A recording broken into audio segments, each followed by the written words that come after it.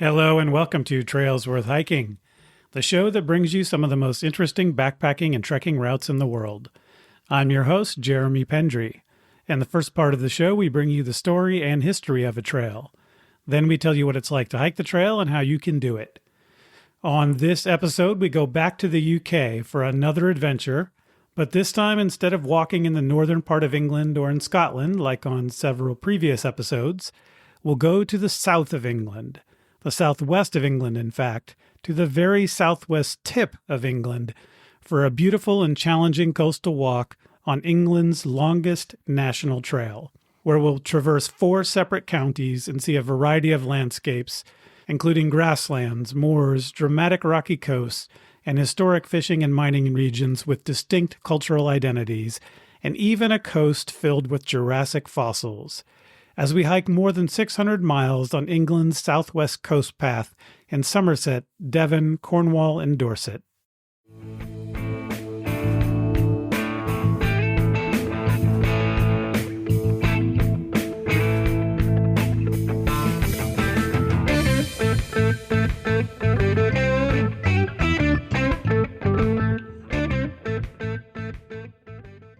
Hello and welcome to the show, everyone. Thank you for joining me. If you have not yet become a member of Trails Worth Hiking, please go to buymeacoffee.com/trailsworthhiking and become a member. If you value the content that I'm putting out, I would really appreciate if you could support the show. It's only $3 a month, which is less than a cup of coffee, or $30 a year to support the show as a member on Buy Me a Coffee. Buy Me a Coffee works very much the same as Patreon, very similar kind of platform. So it's very easy to go there without a lot of hassle to support the show. So please do that if you get a chance. I would really appreciate it. Before we jump into today's episode, I also want to remind you to buy your backpacking meals from Outdoor Herbivore at outdoorherbivore.com. These are really great backpacking meals. There's a lot of care putting into designing really good recipes. They're really tasty. They have lots of calories, more calories than most other backpacking meals per serving, which I think is great when you're out on the trail hiking. You need those calories. And I think you'll enjoy the variety of meals you can choose from. They are vegetarian and vegan meals, but even if you're not vegetarian or vegan, I think you'll really love these meals. I know everyone will enjoy them. So give Outdoor Herbivore a try for delicious backpacking meals for the coming summer backpacking season. We are currently running a special on one particular item. Normally, we have a 10% discount code for everything on Outdoor Herbivore, but right now we're running a special where one particular meal that I really love eating is being offered at a 20% discount, I believe, if I have that right. So check out Trails Worth Hiking on Instagram at Trails Worth Hiking Podcast to find out which meal right now is being currently offered at a steeper discount than what we normally offer on Outdoor Herbivore. And you can give a try to one of the meals that I really love on the trail. Thanks again to Outdoor Herbivore for sponsoring the show. And I should tell you, their sponsorship is providing me with lots of meals to use on my backpacking trips. That's how they support the show, which is great because I get to enjoy those meals on all the many trips I like to do and to tell you about how much I enjoy them. But I do want to mention that because they're not directly providing cash at this time, maybe in the future, but at this time, they're providing me with free meals, essentially. And so the Buy Me a Coffee membership that I just mentioned is a way to generate some revenue for the show to help cover the costs of the show, while the Outdoor Herbivore sponsorship is indirectly subsidizing the show by providing me great backpacking meals that I can enjoy when I'm out doing some of the hikes that we talk about on this show. So there is a complementary effect there between what Outdoor Herbivore is doing to help the show and what you can do as a member through the Buy Me a Coffee platform. In any event, check out the discount by looking at the Instagram account, and you can get a higher discount than normal on one particular meal that I enjoy. Thanks again to Outdoor Herbivore for sponsoring the show. The guest on this episode is Emma Fry from Vegan Adventure Holidays. She was previously a guest on the Camino de Costa Rica episode, which was episode 50. So if you haven't heard that episode about a fantastic hike all the way across the country of Costa Rica, check it out. It's a really good episode about a really interesting trail.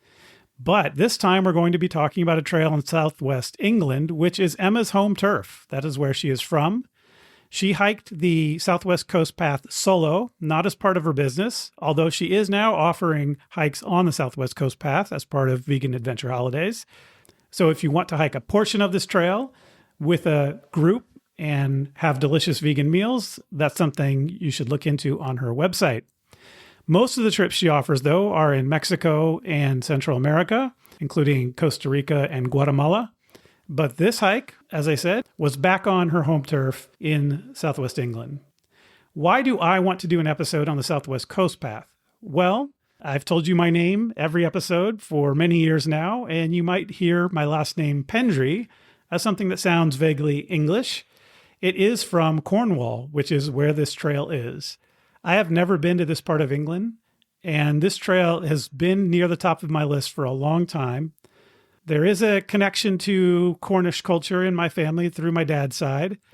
And interestingly, something I'll talk about in a few minutes, my dad actually retired many years ago to a small town in California where there is a significant Cornish population.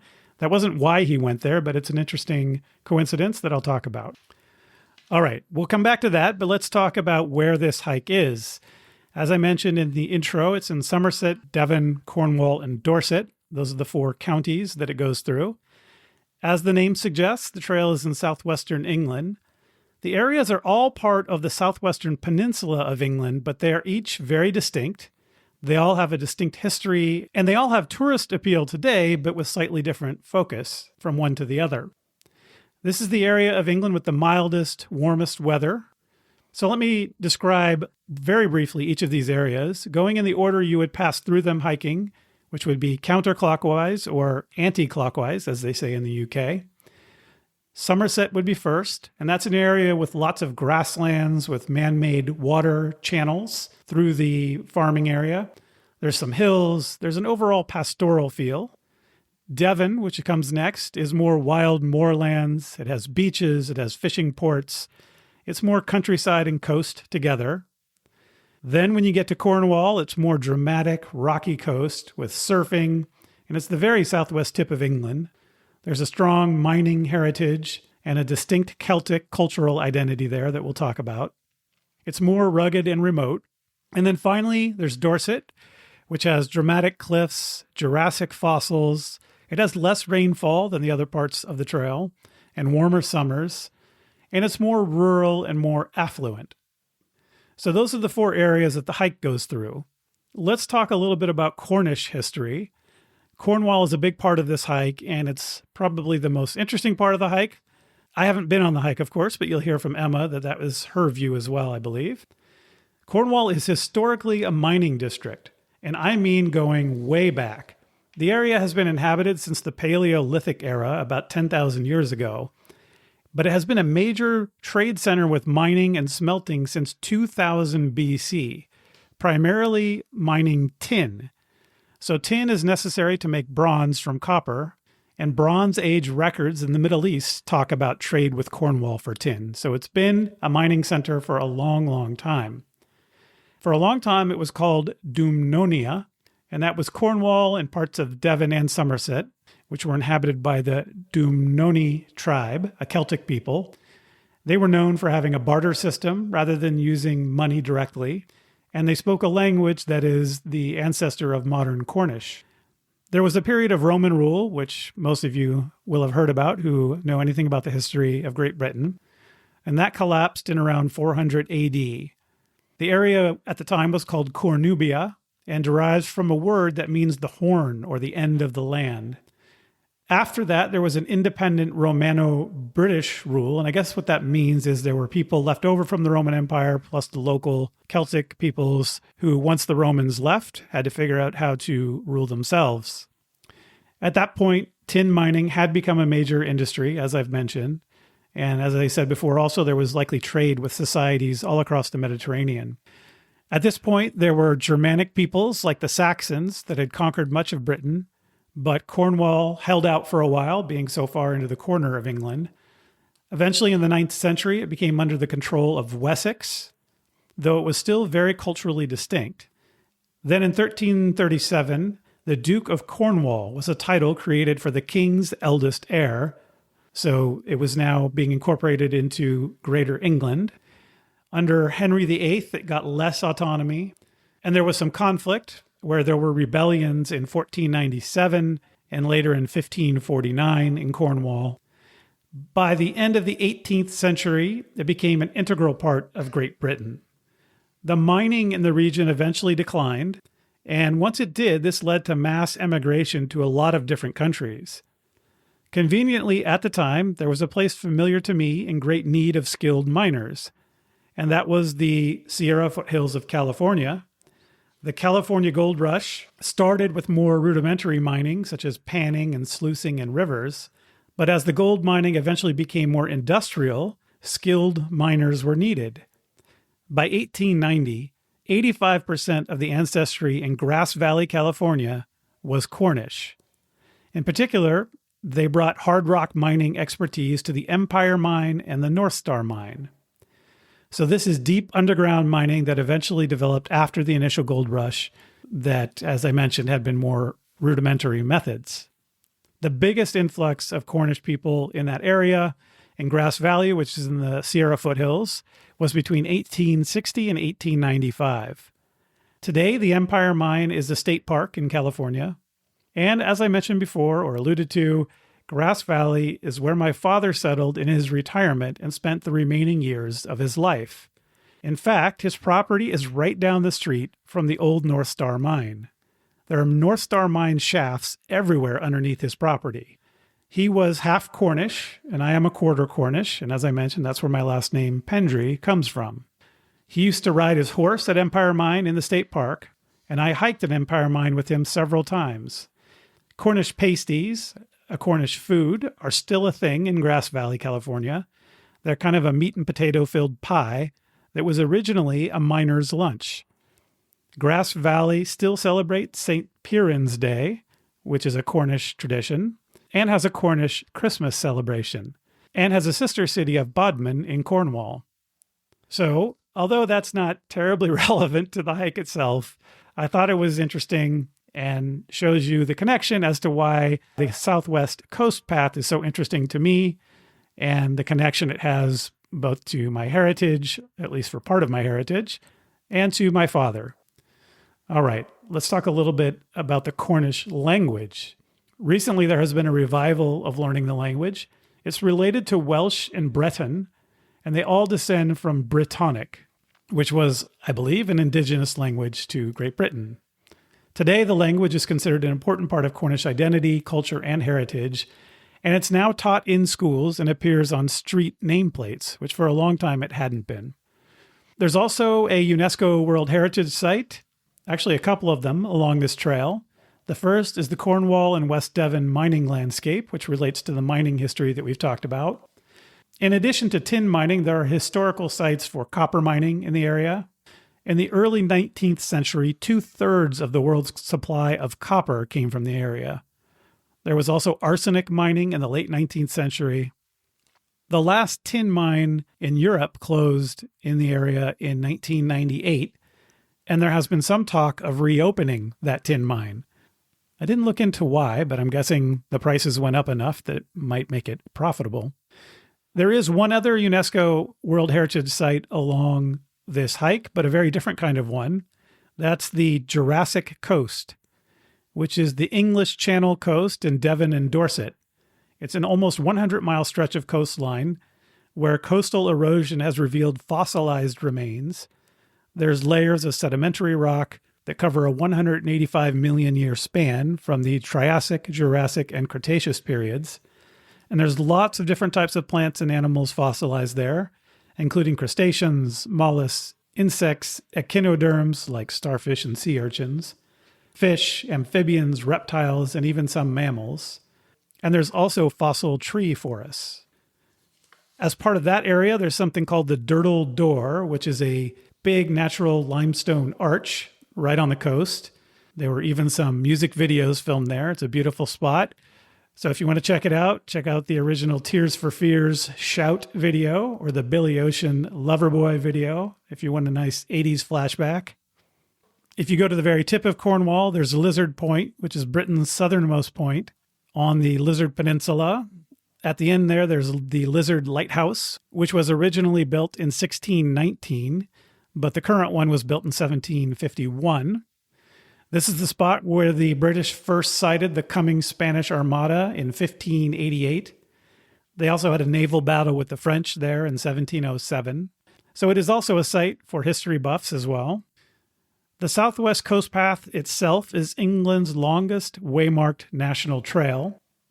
In the early 19th century, this was a patrol route for Somerset and Dorset for tracking smugglers, all the way up until 1913, in fact. They were smuggling brandy and tea. So why were they smuggling brandy and tea? It was to avoid high taxes, which sometimes exceeded 100% of the value of the products. The rocky coast with lots of hidden coves was a perfect place to land undetected. One thing this did that's important for us, though, as people who might hike on this path, is that it made the route follow the actual coastline rather than the shortest distance between locations. So it may be a little bit longer way to get between villages, for example, but it allows you to follow the entire coast. This trail fell into disuse for a while, but then it was revived. It became a long-distance path in the 1970s. It was designated a national trail in 1978. As I mentioned, it's England's longest national trail. It's 630 miles long, or over 1,000 kilometers. One other point there for history buffs is about ancient history. There are these barrows. These are burial mounds, and they're old hill forts from the Bronze and Iron Age where you can find these burial mounds. And these are also scattered along this area. Some of you may have heard of the Southwest Coast Path because of the book and later the movie called The Salt Path. There was a memoir, and then the movie adaptation was in 2025. Allegedly, however, the book falsified major facts about the lives of the two individuals who it was about and how they came to hike the trail. I will not wade into that controversy, but will only say that fact or fiction, or a little of both, the memoir and now the movie have inspired lots of people to get out on this trail. So for that, I am thankful, regardless of how much of it is actually fact or fiction. All right, with that background, let's jump into my conversation with Emma Fry about the Southwest Coast Path.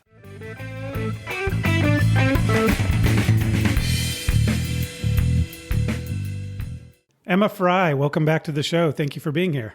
Hey, lovely to be back again. I'm excited to talk more hiking, but very different this time. Yeah, exactly. I was just going to mention that. The first time you were on the show, we were talking about Costa Rica, which is obviously a very different location, but also that was a trip that you were doing through your company, where you had a group going on a trip together. This time we're talking about a trip that's in your native England, and also a trip that you did by yourself, so completely different circumstance. And I'm really interested to hear about how you decided that you wanted to take on the Southwest Coast Path. Yeah, it's interesting. The Southwest Coast Path in England, I grew up on the Dorset section, so I was really familiar with it. But it's one of those hikes, for anybody that's done long distance hiking, there's always one that you really want to do and it kind of evades you for whatever reason for months or years sometimes. I'd planned on doing it so many years ago, and then COVID happened. Mm-hmm. And then life happened, and then business happened. Anyway, so I finally pinned it down, and I hiked the Southwest Coast Path in the summer of 2023. Okay. And so you said you were from, was it Dorset? Yeah, I'm from Dorset originally. Yeah. Okay. And so tell me a little bit about the region that this goes through. What area? I mean, I know that it's in the southwest of England. Yeah. But for someone who's not from there, I saw the names of the areas that it goes through. Somerset. Yeah. Devon, or I don't know if I'm pronouncing any of these right, but Cornwall and Dorset. Yeah, okay. That's perfect. That's absolutely all right. Pronunciations are all correct. So the Southwest Coast Path is it's actually I suppose, the most loved and most cherished kind of long distance footpath in the UK. It's really, really, really wildly beautiful. So it goes, if you think of a map of the UK, I suppose the very southwest corner almost looks like it's kind of out on a limb. So you start in Minehead in Somerset. Mm-hmm. From Minehead, most people do hike it kind of anti-clockwise. Some people do it the other way around, but generally I think it's kind of anti-clockwise. So you will head south, and from Somerset you will hike through Devon, and then Cornwall, and then Dorset, and it actually finishes in Poole in Dorset. Tell me a little bit about these regions, though. Are they different from each other sort of ecologically, or is it more just sort of the people are a little bit different, or the political divisions are different, or something like that? Or does it actually look different? All of the above, yes. Okay. Yeah. So they are quite different. I mean, I would say of all of the regions, Cornwall is probably the most unique in every sense, kind of culturally, the environment changes quite a lot. Geologically, it's quite different. So if I could think of a standout, we call them counties in the UK as opposed to states. Okay. So if I would say like a standout county, I would say Cornwall is definitely a little bit more unique, or definitely different than the other counties. So what did you do to go about planning this? I know that the UK national trails have very good websites. Is that sufficient, or is there other resources that you also used? That's a really good question. I don't know if I'm going to kind of let everybody in on a secret at the moment, but I did practically no planning whatsoever. I kind of decided about a month before that I was like, this is it. This is the summer I'm going to do it. I was obviously backpacking, so hiking, camping, I had my everything with me. In regards to like real planning, like I said, it's not something I planned like a year out. So, but anybody thinking about doing it, something I will say is that in England, you are not allowed to wild camp.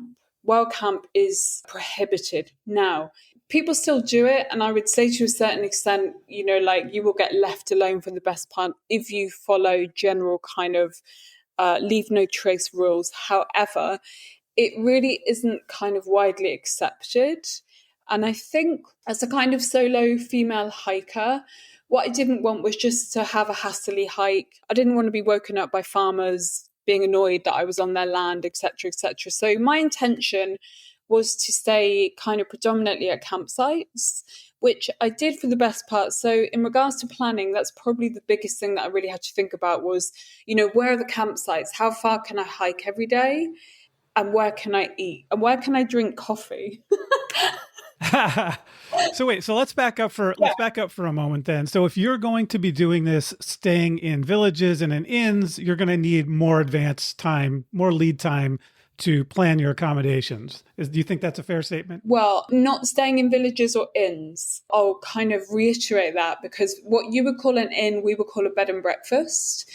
Okay. That is fine, I would say, if you're doing like a seven-day section of the path. I see. Because you have to remember that in the UK over the summer season, when you're going to do this, a lovely little bed and breakfast is going to cost upwards of $300, possibly. Oh, wow. So that is not, Okay.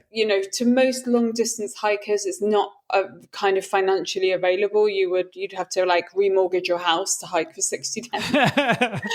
Yeah. So yeah, campsites.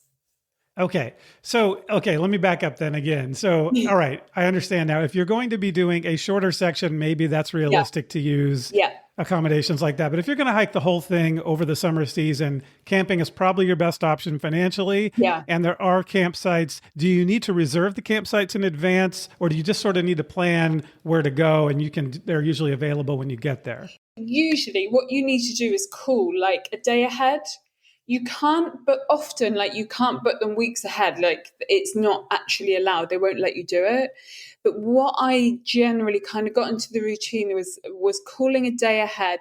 I found that most campsites were really good. And if you say you're like, like you're a single hiker, they usually will always have a couple of spots for hikers available. However, like en route, I definitely did meet people that had, turned up to campsites without any kind of reservation, without phoning in the high season. So we're talking, like kind of May through till September, and they didn't get a spot. Like there wasn't anything available. And Oh, I wow. think, yeah. And I think they were quite strict on that kind of just turning people away, which I'd never heard about before. So it doesn't need reservation weeks in advance, but definitely I would give the campsites a call like a day or two in advance. Okay. So you could do it while you're doing the hike. You Yeah. can call a couple days ahead. Yeah. Okay. Yeah. And you mentioned that the high season is May to September. Is that the window that you would recommend people consider doing this trip? Yeah, definitely. You could push it and do April, and I've definitely met people that were out there on the path in April. I remember going back and doing a section in April. Now, if you like kind of swimming and sliding and slipping around in bog and mud up to your knees, then go for it in March or April. Obviously, in the UK, we have a lot of rain, like over winter, spring, high rainfall, and sometimes a bit more like the kind of northern hemisphere. Summer is quite late. I wouldn't say that we're in summer in the UK until June at the earliest, really. So if you are considering or thinking about like an early season hike, just bear in mind that you're probably still going to have a lot of mud. And it's really fun for about 10 miles. Not for hundreds of miles. No, after about 10 miles, it's so slow. Oh my goodness, hiking through mud, it's just really, really, really slow. And I went over in that mud so many times, like comically, just like half my body covered in mud. How long did it take you to do this from beginning to end? I did it just around 65 days, so just over 2 months. Okay. The numbers I've seen is that it's about 630 miles or just over 1,000 kilometers. Yeah, that's right. I think my finish mileage was about 650 or 655 because like any hike, you need to allow for FAF miles. What are FAF miles? Oh, yeah. I always have to explain this. It's like a word we use in England. If you faff or you're faffing around, it's like you're kind of wasting time. You know how some like everybody's got that hiker friend, for example, that when you're just about to leave, they'll start doing things like, oh, hold on a minute, I need to do this to my shoes or put something in. Yeah, that's faffing or faffing around. Okay. Yeah, so 630, I think, is like the official kind of mileage, and then add on like 50 for faffing around. No, that makes sense. And I thought I knew what you meant, I think. I had never heard the word, but I knew what you meant because there's always those little extra miles that you end up walking. Maybe you go the wrong direction. Maybe you've got to go to the market. Maybe, like you said, you're just wasting time. But those miles definitely add up when you're doing extra. And there was some, I think, like all long distance hikes. There was a couple of days, not that many times, but like along the coast path, more on the Dorset section, there's a beautiful section that when I'm not long distance hiking, I go down there with friends. We have a little walk around, but the whole of that beach is like shingle. Do you know what shingle is? Like flat rocks? Yeah, it's kind of like flat, but almost quite soft rocks. Oh, okay. Oh my goodness. Hiking with weights, obviously like when you're backpacking, it's so hard to hike across. For example, I remember hiking about half an hour on this shingle and just looking at this endless, never-ending beach ahead of me thinking, oh my goodness, this is going to be like 8 hours. It's going to take me 2 miles or something. And I tried to go inland and and then I ended up kind of not lost, but inland on a stretch, it didn't really make sense. So I probably added about 10 miles that day. And as you'll know from long distance hiking, it just happens. Yeah. So you've brought up something that I want to make sure people are clear on. Yeah. This seems like a beautiful stroll along the coast. But last time you and I talked, when you started to mention this hike, you were telling me that this is far more difficult than, for example, the Pacific Crest Trail might be mile per mile. Yeah. So talk a little bit about what the terrain is like that you're actually hiking on. How much of it is beach? How much of it is going up on the bluffs? Yeah. How much of it is, away from the coast? That kind of thing. Great. I love talking about this for the Southwest Coast Path. A couple of things. I massively underestimated how hard it would be. I really did. I came out of my volcano season pretty much feeling good and fit. And the Southwest Coast Path, really, it was hard. So the terrain is predominantly, bearing in mind there's no altitude, you're walking at sea level the whole time. It is a never-ending roller coaster of hills. and it's absolutely mind-blowingly beautiful. You know, like you're right on the cliff tops most of the time. What you are doing is going up and down and up and down and up and down these kind of never-ending hills. And it's much harder on your body than you kind of think it is. I remember my second day in, I met a really lovely American hiker. He was hiking with his son and his sister. He had previously done the PCT. He was on day 3 of the Southwest Coast Path, and I met him having a breather on a log. I also stopped to have a breather because we'd just done a huge hill. And he said to me, I can already tell you on day 3 that this is wildly harder than the PCT. Yeah. Okay. That tells people a lot. The other thing, I just like the other observation, I think like a lot of coastal trails, I think sometimes you have this vision in your mind that you'll be walking across beautiful beaches and you'll be able to swim and things like this. But I would say 80% of the time you're on the cliffs, you're way above the beaches. You know, you don't really dip down into the coves that much. Or when there are accessible beaches, you look at, I don't know, these kind of 800, 900 steps down to the beach, which is, you know, great to do as a day out or a day hiker. But when when you have all of your gear and everything on your back and you're carrying 12, 15 kilos and you take a look at those extra 900 steps and go, no, it's fine, I'll keep going.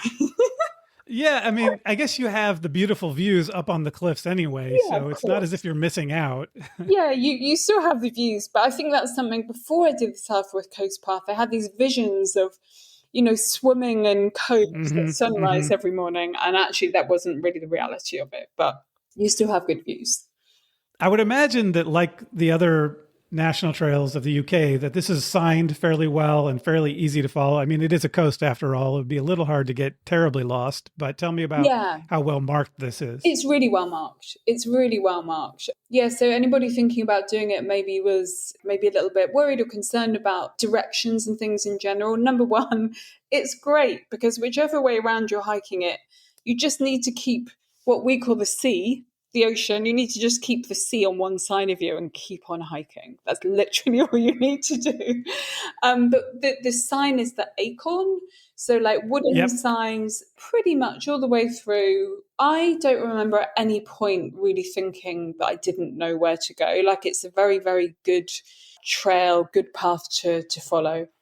How often are there villages or places where if you needed to get water or if you wanted to buy some groceries, how often can you find those kinds of resources? Not as often as everybody thinks. It's really, really interesting. So the Southwest Coast Path, obviously, it does go between villages. You know, there are villages and towns in between. But the actual path itself quite often is maybe a mile, 2 miles, or a couple of miles. The villages are inland. So it's interesting because I was hiking with someone the other day and she said, oh, I thought we'd be, you know, like I thought that the path literally would go through villages. And at points it does, but not everywhere. So it's something to bear in mind that there aren't really any water refills out there. When you're kind of doing 10, 15, 20-mile section, that's it. You're often doing that until you do decide to either A, go inland to get to the nearest village. And often you can see the village from the path. Right. You know, you're hiking along and you can see that it's there in the distance. But you can also see that not only is it another kind of, 7 miles, it's also another 1.5 miles inland. Right. Yeah. Those are your faffing miles. Yeah, there you're like, should I hike 1.5 miles inland to refill with water and get a coffee? Yeah, I should. Why not? One more thing on the campsites before we leave that issue is how much do they cost? Yeah, great question. I would say the low end, I think that I paid for a campsite would be around £10, which is now about $16 I'd say. And the higher end that was painful to pay, but you know what happens at the end of a 20-mile hiking day when you're tired. I think the very highest end was about nearly £40, which is ridiculous. Like that's for a place to put your tent. Literally to put your tent. But I would say you're averaging around 15, maybe £20 if I averaged it. Hmm. So they're not cheap. It's not like a $5 pitch or something like that. I underestimated, to be honest, the cost of the whole hike. Because of the campsite costs, or was it the food was also expensive, or things like that? Campsites, everything. Bearing in mind that although I am from the UK originally, I left 20 years ago. So I kind of Yeah, I had you've been in Latin America. It's a little different. yeah, I had these prices in my mind. I'd budgeted like £10 a day for food, and that barely gets you a coffee nowadays. So Yeah, yeah. yeah. So how do you get to this area if you're coming from outside of the UK? Is it go to London and take a bus, or is there actually an airport closer that's better? You could fly if you're coming internationally, you're probably going to come into London anyway. I would say there is a closer airport, maybe Bristol, but I think if you're coming into internationally, if you kind of put in Bristol, what it would probably do, you'd fly into London and then they'd give you a connecting flight to Bristol. That's not really worth it. So from London, you can just get on the train. Pretty easy. Okay. Yeah. And you're going to, what was the name of it? Is it Minehead. Minehead. Okay. Yeah. So that's the train will take you there. Now, does the train go to Minehead? I think there's a train station in Minehead, yes, because I actually drove there. If there isn't, there'd be one fairly close. Okay. Yeah. So you mentioned that that's the prevailing direction that most people go. Is there a particular reason, do you think, for that? I have to admit, I absolutely don't know. I imagine, like a lot of things, when guidebooks and information, the Southwest Coast Path, by the way, has a really good website, like an actual a website that's dedicated to the path. It is a charity or a non-for-profit foundation. It's incredible. I can't remember the figures right now, but it costs a huge amount of money per mile to maintain the path. So the Southwest Coast Path, I think like a lot of paths, when people started writing information and guidebooks, for whatever reason, they just started writing it one way around. Okay. You said it's the anti-clockwise direction, which for us Americans is counterclockwise. Counterclockwise, yeah, counterclockwise. I did meet a few people that were doing it in the other direction. You could do it in either direction. The only reason I did it that way was that I finished in Dorset, and for me, Dorset is home. And there was just something nice about, kind of finishing at home, basically. Yeah. Yeah. I love that idea. I've tried to design some hikes in the area where I live where I finish essentially at home. Yeah, it's quite nice to do that. Sorry, going back to something a sec, just about the kind of toughness of the Southwest Coast Path. I had a funny conversation with other hikers about the fact that it is called the Southwest Coast Path. The word path leads you into this kind of, I think, false sense of security that it's this lovely, beautiful, kind of undulating, easy path. Yeah. It's not at all. Like, it's a pretty hard hiking trail. So anybody listening, don't let that kind of word path lead you into a false sense of security that it's this really beautiful, easy kind of trail, because it's hard enough. It's hard enough. The data I have is that there's 115,000 feet of elevation gain and descent. Yes. That's a lot. Yeah. I think completing the whole path is the equivalent of how many? 2 Everest hikes or something along those lines? Yeah, I have to remember the statistics, but yeah, it's a lot. Keeping that in mind, what is a realistic mileage per day for people to plan for? Yeah, if you're backpacking, I would say you're looking, if you're a fit backpacker, 15 miles a day. Okay. And that's a lot. 15 miles was almost my max, my daily max, when I obviously like weight carrying. I think I did one day at 22, and I won't ever be repeating that. Yeah.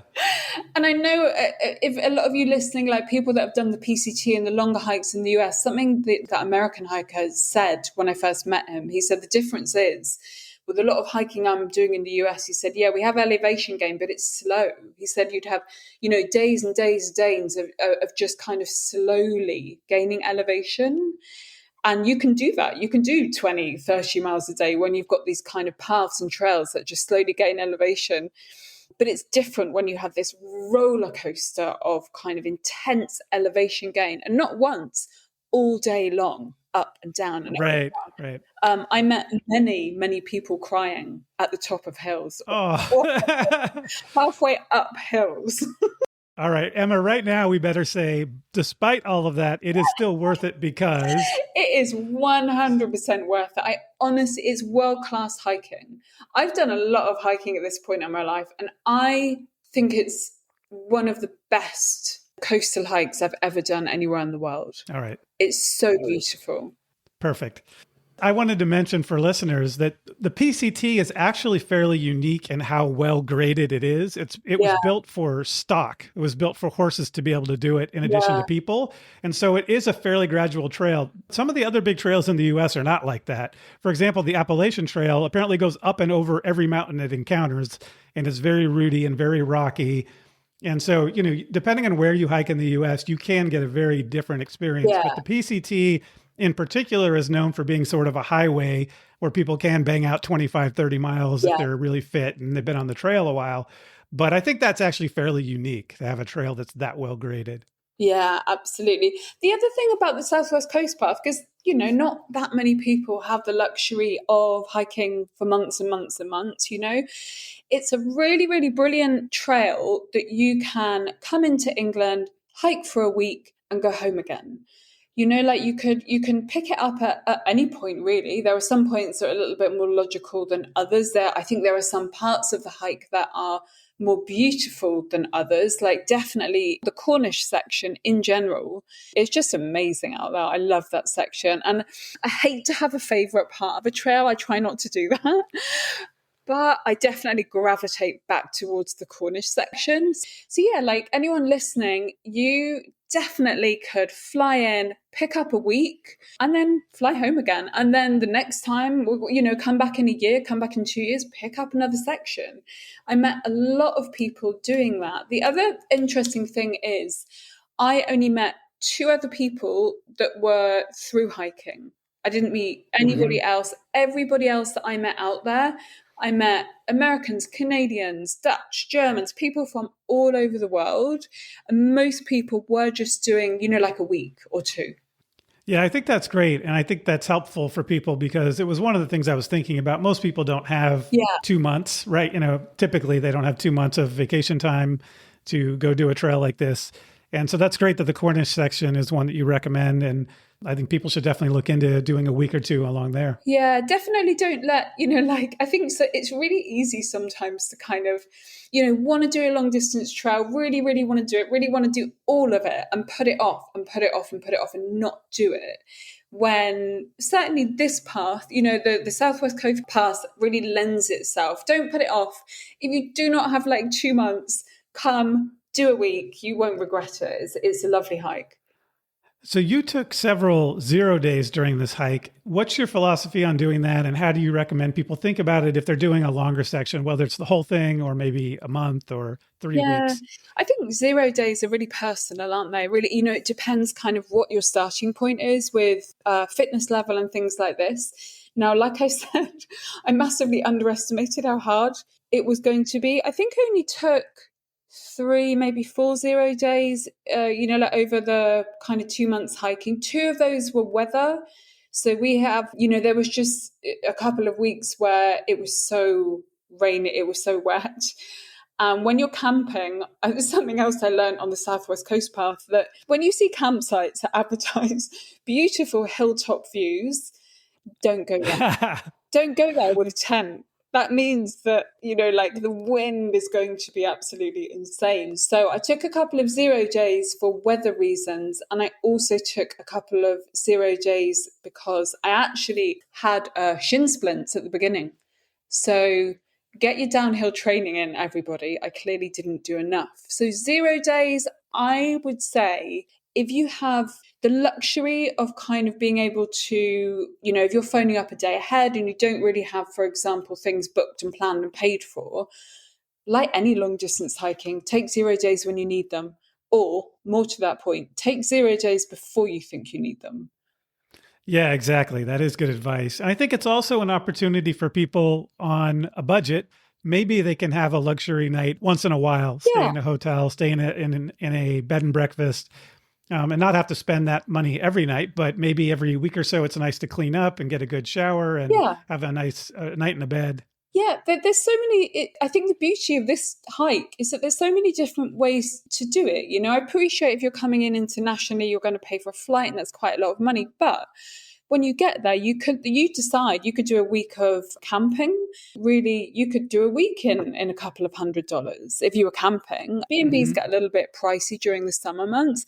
The other thing I'll say, like money saving costs in the UK, if you're doing the B&B version, a lot of the B&Bs you have like a full English breakfast. They were great. That would see me all the way through till 3 or 4 p.m. in the afternoon.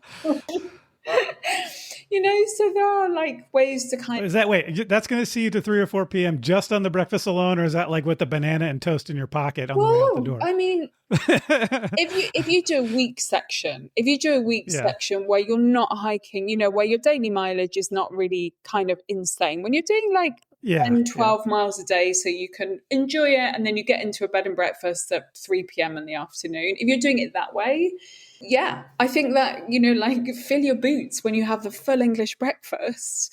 Yeah, take a banana, right? Always make sure you've got something with you. But I did notice that when I did I did a week, this is after I did the full hike, almost a year later, I was planning something else, came back, did a week section, stayed in bed and breakfast. It felt like such luxury, but oh my goodness. It was so nice. But I did notice, you know, that those full English breakfasts would keep me going. If I'm only doing 10 or 12 miles a day, they would keep me going till 3 p.m. Looking back on this, for someone who is considering doing the entire trail from beginning to end, is there anything that you would recommend that they do differently than what you did? Oh, good question. Besides doing more training, I mean that really, like kind of focus on downhill, make sure you're training for the downhills, not just for the uphills.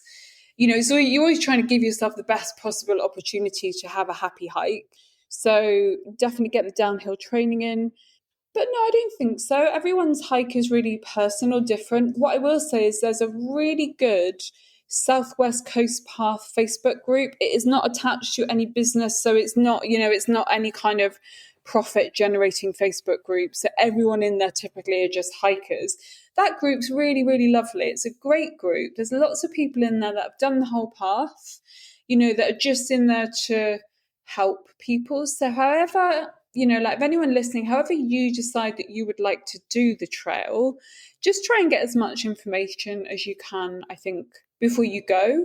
Do think about the seasons properly, because like I said, it's really easy to think that you might be able to hike in April, and you could. It's not that you couldn't. I probably wouldn't want to be camping again in April. I would definitely rethink camping too early in the season. If you had a choice between early season and late season, for example, by that I mean kind of April versus September, late September, early October, I would definitely go with September, October, because at least that rain from the winter has kind of dried out throughout the summer. Okay, that makes sense. Yeah.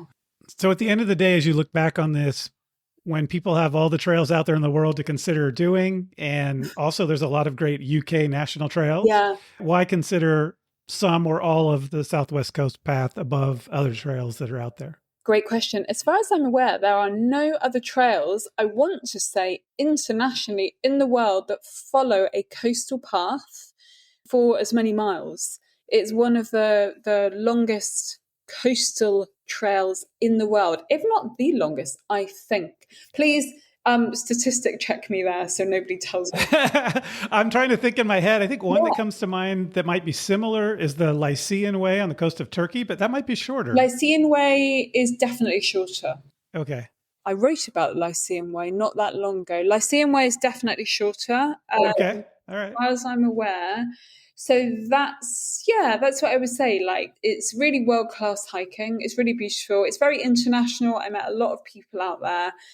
Yeah, there's, like I said, like we've already spoken about, I think the advantages is lots of different ways of doing it. Whoever you are, whatever your hiking experience, whether you're, you know, just kind of beginning and setting out, you could still do it, because you could still do a week, put your mileage down to 5 miles a day. You could do it that way, or you could backpack it and you could do 15, 20 miles a day. You know, you could, all of it goes really. As you look back on this and you think about accomplishing this big hike, is there a particular moment or memory that stands out for you? Oh, that's a really nice question.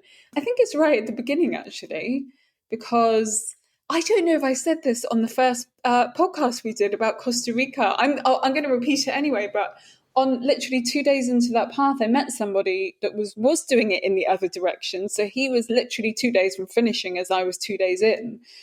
And he gave me the best life advice ever. It was supposed to be hiking advice, but it's just life advice. And said, he said, when things get hard, just sit down, eat something sweet, and then get back up again and keep on going.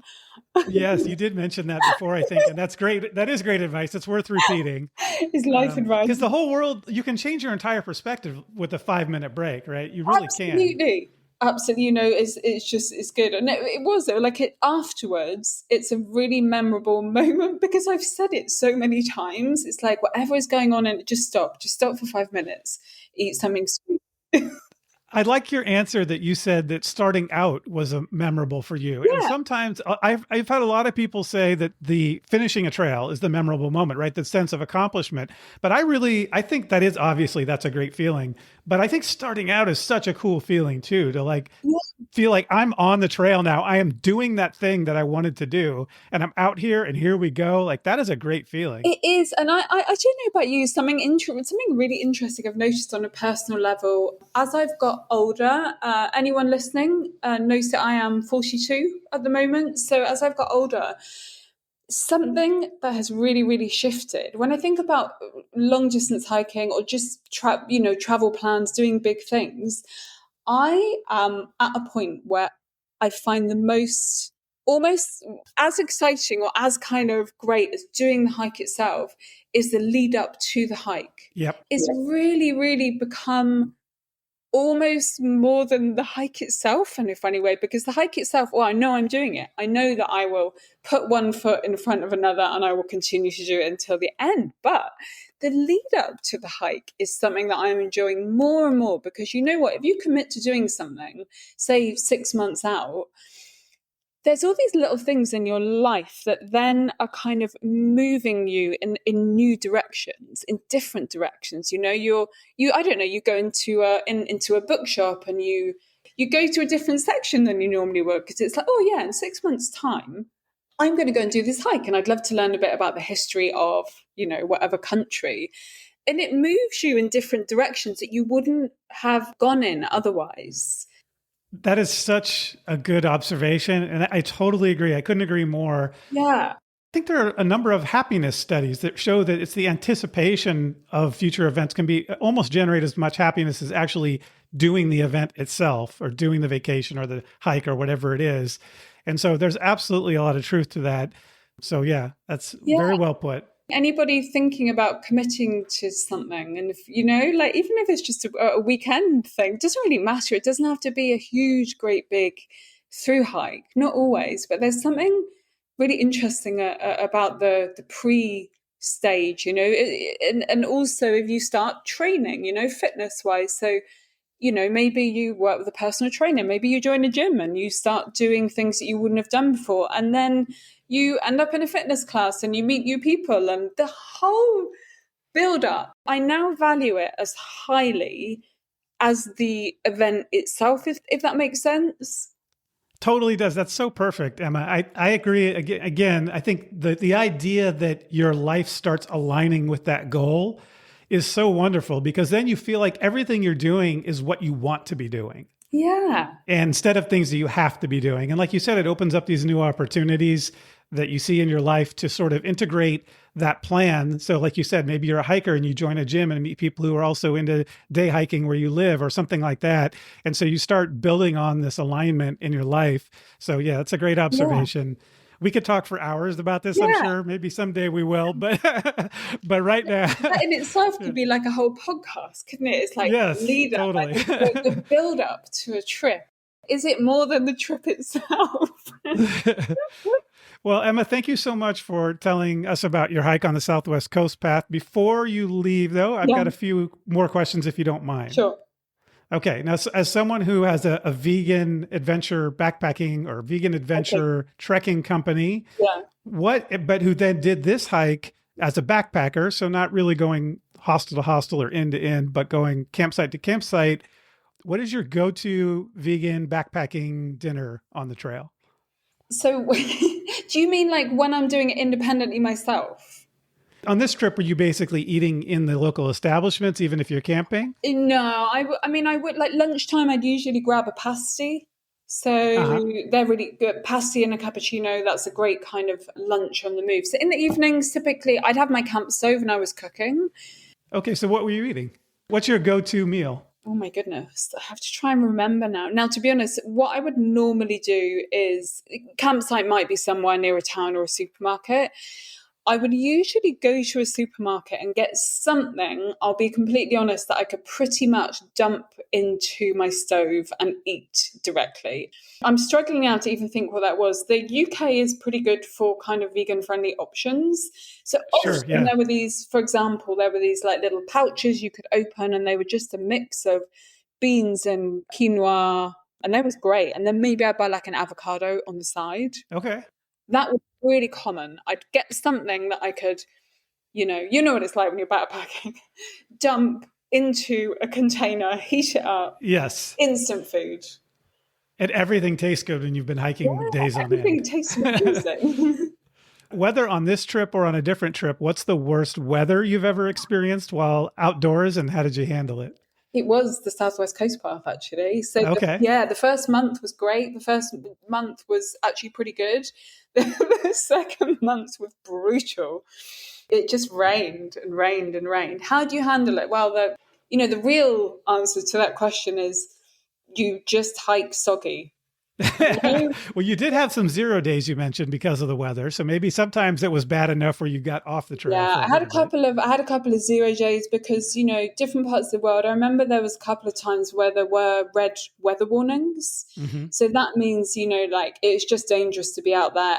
Good point, by the way, something about the coast path because you are really high up there on the cliffs a lot of the time. I would say you have to take more precautions in regards to kind of weather warnings and things because it's really breezy up there. And there were times when I was kind of pinned to the floor, just trying to Oh, stay. wow. Yeah, Yeah. yeah. So in that instance, there are a couple of instances. Those were the 0 days, 2 days where I just got a bed and breakfast. Yeah. Perfect. That's a great way to handle it. And also, like you said, hike soggy. We've all done it. Oh, Eventually the rain stops. well, in England, that's the thing. Sometimes, yeah, it stops, but it might be weeks. You're not necessarily Okay. looking at days. It might be weeks before the Yeah. rain stops. So yeah, I have to tell you, I hiked the Colorado Trail last summer and I met a man from England and yeah, we hiked the trail together. And, the weather was actually fairly bad for Colorado and I was getting used to being wet all the time. yeah. And for him, it was just no big deal at all. Yeah, I mean, yeah. Obviously, like some people are pretty used to it, but I remember, like, I have a hiker tent. One of the really really lightweight hiker tents that goes up with your hiking pole. Hmm. I don't know if you've ever seen those. Yep. And I did the Southwest Coast Path with that, and I have to say, for you look at that tent, and it's like under a kilogram. It's like 0.6 Sure. per kilo. Yeah. And it did a really good job. Like it stood up to some pretty good elements, but there's still a line. There's a point Where where it's just, yeah. where Yeah. it just, I remember, I was like sleeping on the floor of a campsite, the shower room, a couple of points because that was better than trying to like hold a tent from the inside. Yep. Yeah, Yep. I've been there. I yeah, use a trekking pole tent as well. yeah, So. yeah, All right, last question. yeah. What is the most valuable thing that backpacking or trekking or hiking has taught you? Patience. Definitely. How so? Definitely patience. Well, I think you have to have patience for everything in hiking, really, don't you? Yeah. Like from when you're planning it and you're getting excited about it, and you have to have patience in training for it. You often have to patience in saving up money to do it all the way through. Yeah. Kind of. Yeah. I think it teaches you a little bit about, yeah. For me personally, maybe not everybody, because when I decide I want to do something, I want it to happen yesterday. I love that answer because it's true that's the patience for the trip to happen. And oh man, that's the hardest one for me. Yeah. But the patience during the trip too. I mean, in a way, I always think of backpacking and hiking as sort of life intensified. And it's a really good lesson for just in general dealing with things in life outside of hiking. Yeah. But in backpacking, like for example, being soaking wet and continuing and just being patient that eventually I'll get to camp, eventually I'll get out of these wet clothes. It's going to happen. Yeah. You know, that kind of thing. There is, isn't there? It's like element of patience in the whole thing. And also sometimes, especially when you're long distance hiking, is having the patience to actually enjoy the hike itself because you're trying to eat miles all the time, you know? So again, bringing that patience back into, you know, to kind of stop and slow down sometimes and just remember that that's the reason you're out there. It's not just to eat miles. And the patient thing, I think for me, loops back into what I said earlier on about, you know, the older I get, it's changing a little bit in that I'm bringing that the patient side of it is coming into the anticipation and the excitement factor of build up being just as incredible as the hike itself. So it's like full loop. But yeah, definitely patience. Emma Fry, thanks for coming on the show. I really appreciate it. Thank you so much for having me again.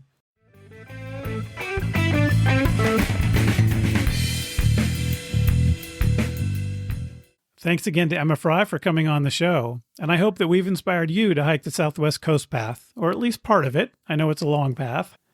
And if you've enjoyed this episode, tell a friend about it, or better yet, give us a good review on whichever podcast service you use. And keep in mind that this podcast is entertainment and meant to spark your interest. If you decide to hike the trail, do your own research.